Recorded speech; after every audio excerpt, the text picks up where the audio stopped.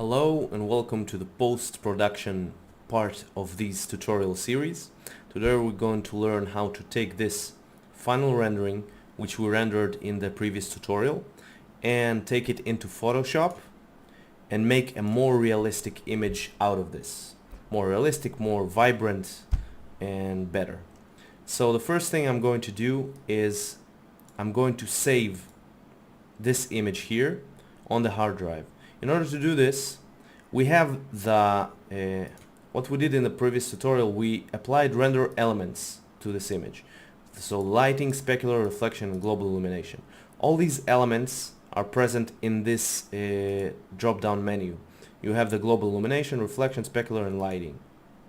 Each one of this is essentially a layer, a different layer of the same image. So in order to save all these layers in separate files, what I need to do is hit and hold this disk icon until this drop-down menu appears.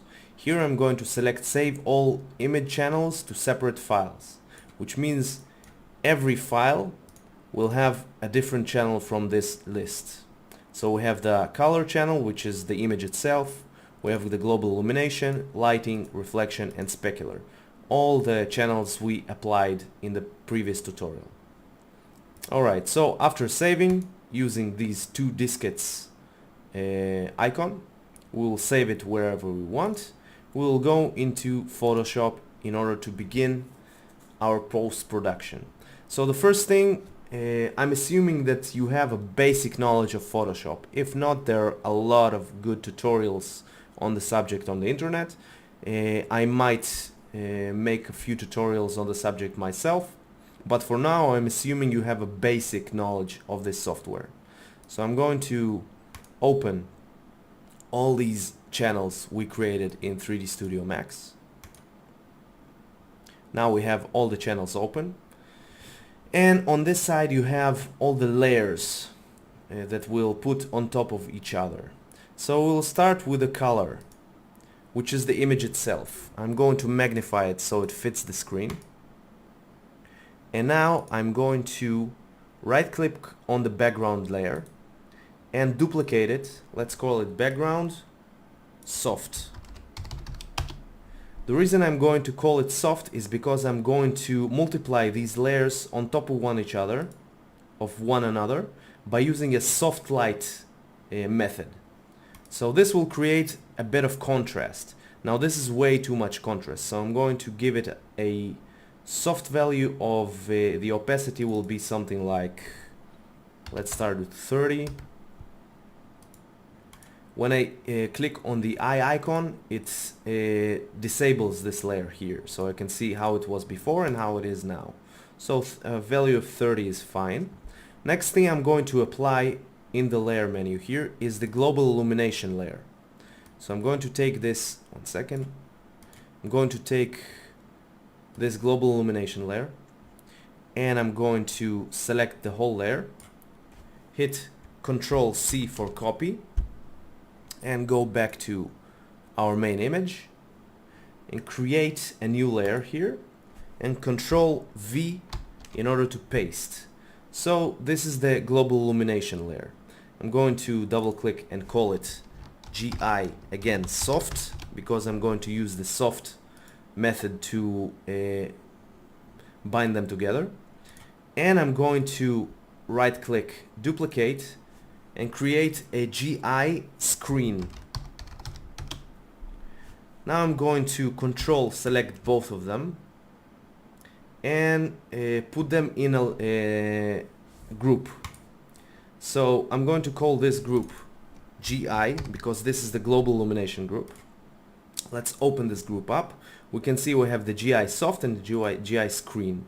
The soft will create a little bit more contrast. Let's close this layer up for a second and focus on this one. So this GI soft, I'm going to use a blend method of soft light, and again this is way too much contrast, so I'm going to make it the opacity of it something like 20. And the screen layer, I'm going to use a method of screen in order to multiply them. This will make the image much brighter, so I'm going to use an opacity of something like 30 here too. As a rule, I'm using values of opacity for all my layers between 20 to 30. Maybe in some instances a little bit more, like 35, or a little bit less, like 15. But as a rule, it's between 20 to 30, depending on how the image looks in my eyes. So I'm going to use maybe a little bit more, 35, because I want the brightness, even 40. And the GI Soft gives it a little bit of contrast. Let's give it 25. And this one is 30. So this is fine. Next thing I want to do is I'm going to add a lighting layer, which will give these bright areas more light, and the dark areas will remain the same. So we'll have more light in the scene. The light areas will be brighter, more vibrant. So when I take this image and drag it here, it will place it not in place. It will place it somewhere, but it needs to be exactly in the same place as the images below. So Control Z to deselect this. I'm going to delete it for a second using the delete key. In order to place it exactly in the same spot as the layers below, what you do is you hold Shift and then drag this layer here. This will place it exactly in the same spot. So holding Shift and dragging here. Alright, I'm going to close this image. Now we have a new layer on top of the other layers. Let's call it lighting. And I'm going to give it a blend value of screen. The screen value usually uses the brighter areas and makes them brighter. So I'm going to use screen for our lighting. If I disable this, you can see the difference. The brighter areas become more bright than they were before. So I'm going to use a value of something like 40 here, maybe even a little bit more, 50. And as you can see, if I click on history, I can take it back to the beginning. It looked like this, and now it looks like this. So you have a difference. You have brighter values in the brighter areas, and you have more contrast. The image starts to look much better. So this is the lighting multiplier. 50 is fine. Next one I'm going to do is the reflections. So these are all the reflection I have in my image. I'm going to again drag this here and shift drag this image into my main image. And let's close this up. Now we have a new layer with the reflections. So let's call it reflection. 1 second. Reflections. And I'm going to give it a blend value of screen again, because I want the brighter areas of our reflections to become brighter in the image. So I'm going to use screen. Now if I disable this, you can see the difference. The reflective areas in my image become much brighter. So this is a value of opacity 100. This is way too much. I'm going to give it a value of 40. I'm sorry. This will give the reflections a nice glow feeling, which is very good for us. So this is for the reflection. The specular is like the reflection, but for metal objects and things like glossy wood. So this will add a little bit of shininess to the image. So I'm going to take this here and again shift drag to the main image. And let's close this up. Let's call it specular. And let's give it a value again of screen. Now, if I disable this, you can see the difference. The wood is brighter. You can see shininess on the metal here. But the value of 100 is too much. Let's give it something like 70.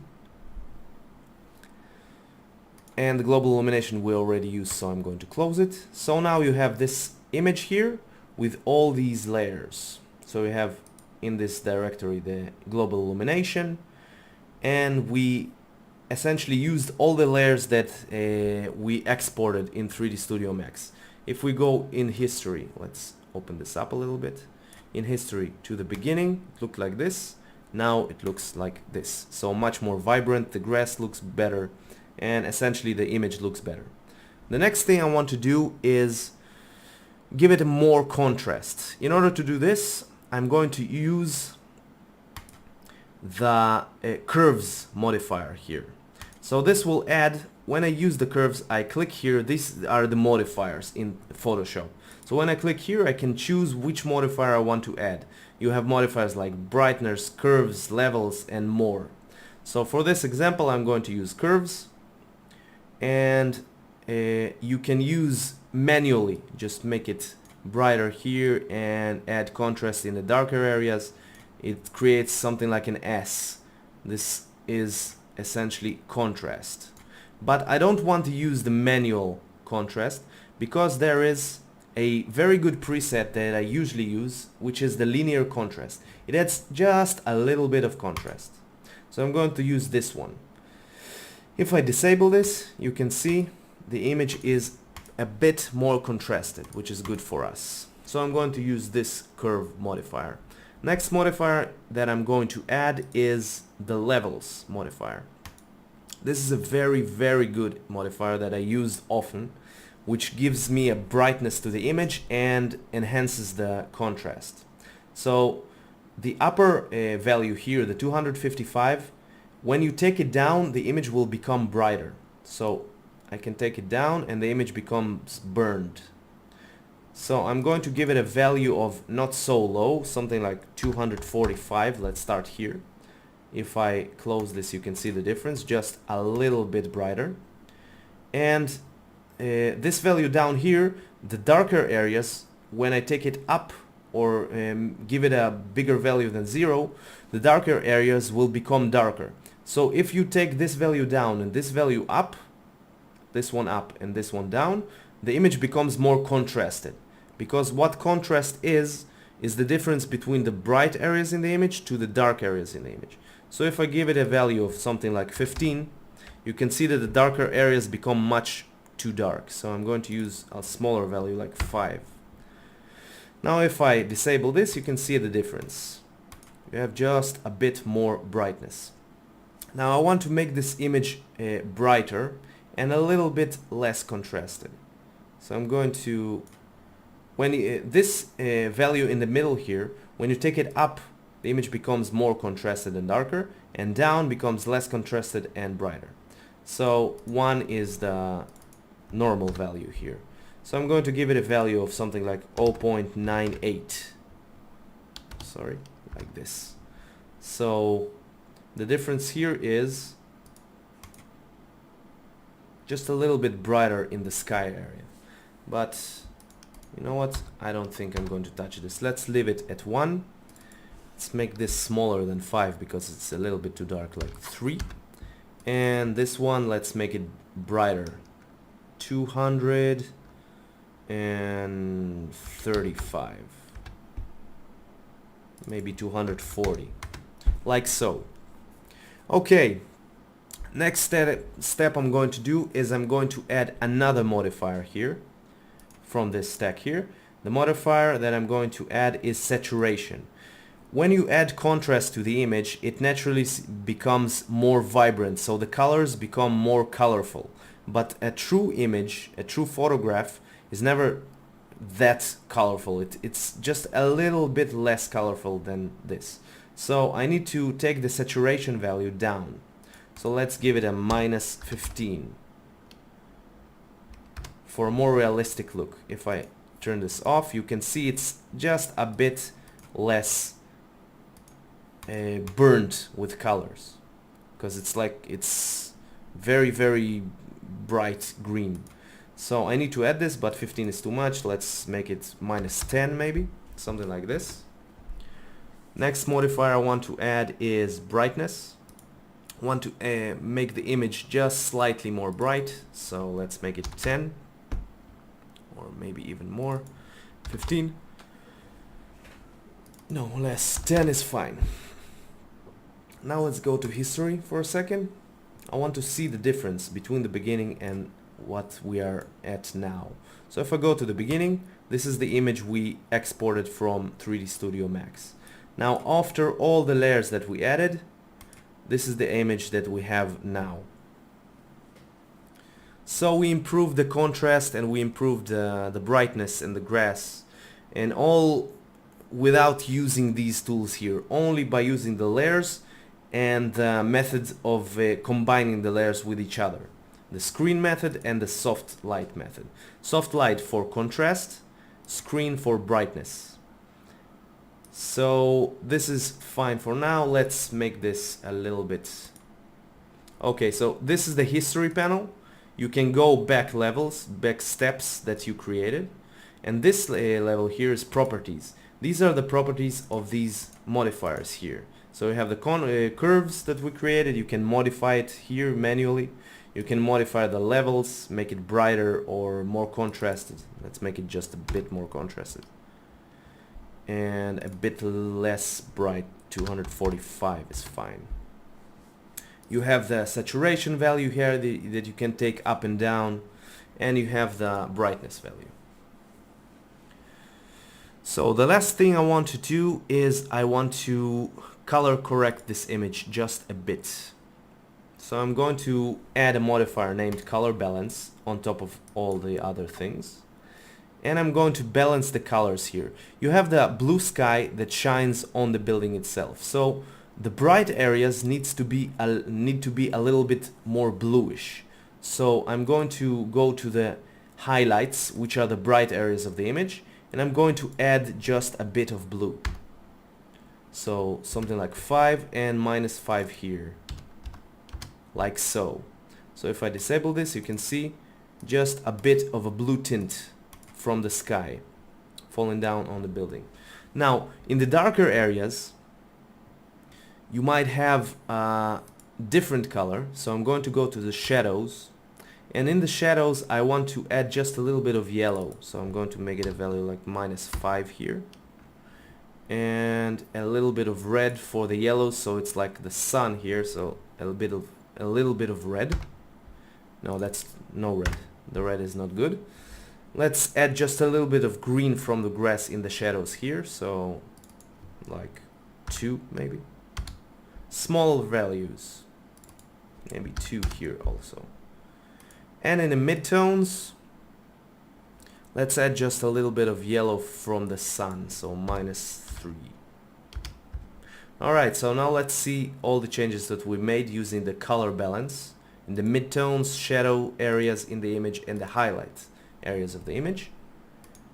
This is before, this is after. It's a very, very delicate change, but if you see this area here and the sky, you can see the difference when I click it.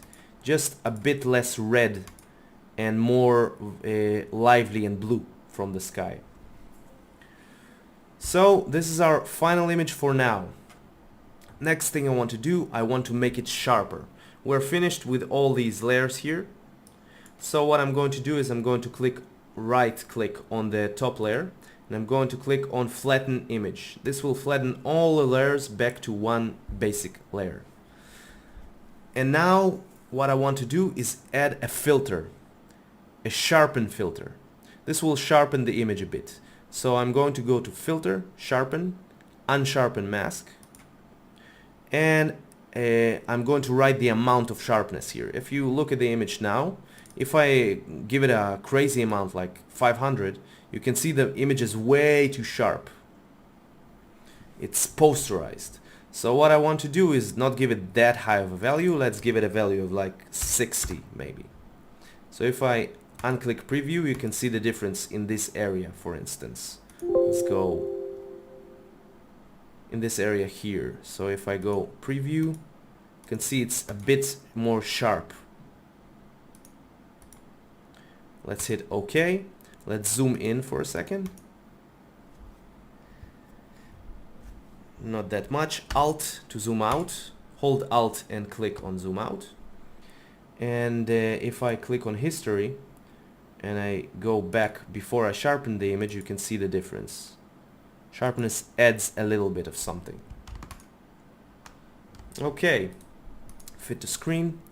So this is our image here. So the first image was this one. This is how we got the image from 3D Studio Max. And after all we did in this tutorial, this is the final image for us. So it looks much more realistic. The sky is shining blue on the building, and all the changes that we made real difference. So the post-production of a 3D image is a very important step. This is the last step, and it's what bumps the image up a few levels. So thank you for watching this tutorial series, and the next tutorial series will be up soon. I hope you enjoyed it. Thanks for watching, and I see you in the next tutorial.